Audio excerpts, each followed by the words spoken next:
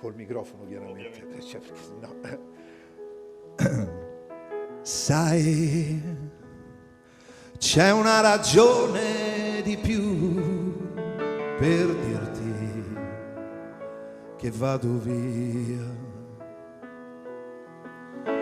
Vado e porto anche con me la tua malinconia. Certo, le mie mani ti vorranno ancora, ma ci sarà chi me le tiene. Oggi e domani e poi domani ancora, finché il mio cuore ce la fa.